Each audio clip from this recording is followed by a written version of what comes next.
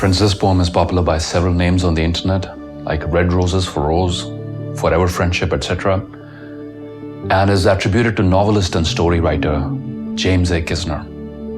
A moving story of love and devotion that will inspire you to cherish the time that you have with your partners and loved ones. Red roses were her favorites. Red roses were her favorites.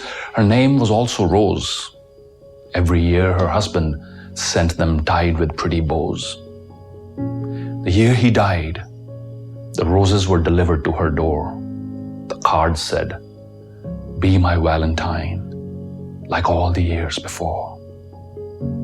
Each year he sent her roses, and the note would always say, "I love you even more this year than last year on this day. My love for you will always grow with every passing year." And she knew this was the last time that the roses would appear.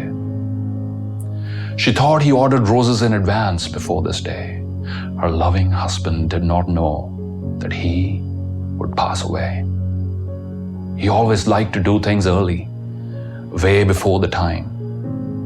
Then, if he got too busy, everything would work out fine. She cut the stems and placed them in a special vase, then placed the vase beside the portrait of his smiling face. She would sit for hours in her husband's favorite chair while staring at his picture and looking at the roses there. A year went by, and it was hard to live without her mate, with loneliness and solitude that had become her fate. Then the very hour, as on Valentine's before, the doorbell rang, and there were roses sitting by her door. She brought the roses in and then just looked at them in shock, then went to get the telephone to call the florist shop. The owner answered, and she asked him if he could explain why would someone do this to her, causing her such pain. "I know your husband passed away more than a year ago," the owner said. "I knew you would call and you would want to know. The flowers you received today were paid for in advance. Your husband always planned ahead. He left nothing to chance. There is a standing order which I have on file down here, and he has paid well in advance. You will get the roses every year. There also is another thing which I think you should know. He wrote a special little card. He did this many years ago. Then should ever I find out that he's no longer here, that this card that should be sent to you the following year." She thanked him and hung up the phone, her tears now flowing hard. Her fingers were shaking as she slowly reached to get the card. Inside the card, she saw that he had written her a note. Then, as she stared in total silence, this is what he wrote. "Hello, my love.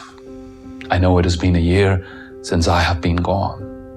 I hope it has not been too hard for you to overcome. I know it must be lonely, and the pain is very real. For if it was the other way, I know how I would feel. Love we shared made everything so beautiful in life. I loved you more than words could say. You were the perfect wife.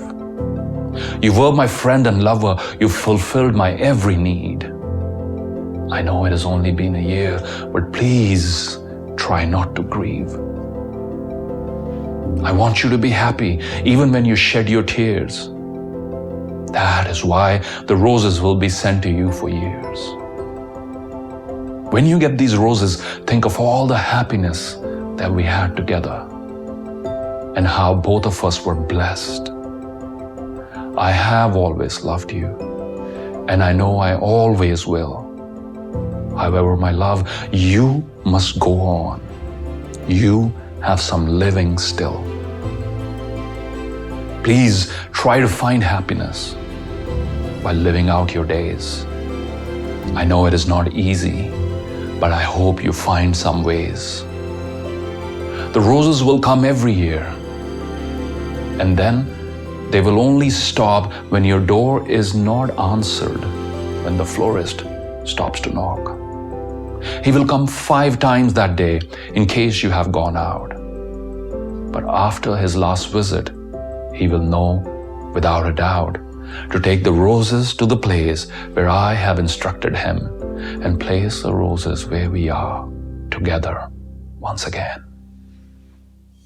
Sometimes in life, you find a special friend, someone who changes your life just by being a part of it, someone who makes you laugh until you can't stop, someone who makes you believe that there really is good in the world, someone who convinces you that there really is an unlocked door just waiting for you to open it.